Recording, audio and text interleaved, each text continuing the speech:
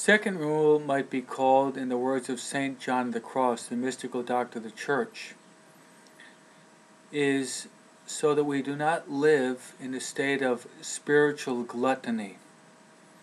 As St. John of the Cross says, we should be seeking the God of consolations and not the consolations of God.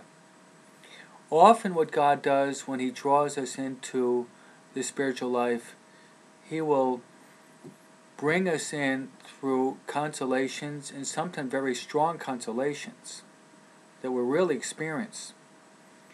Even in our emotions, a very powerful consolation. But then when God decides to recoil and to hide His face, which we're not experiencing this consolation what we felt before. He wants us to persevere. It's like a mother whose child makes the bed for the first time. The child is maybe 5 or 6 years old.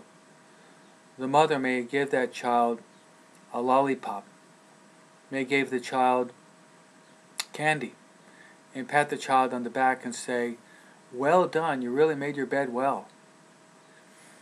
Now when that child is no longer 5, but 19 and a half, I imagine the mother is not going to be giving the 19 and a half year old young adult a pat on the back and some candy simply because this young adult has made his bed.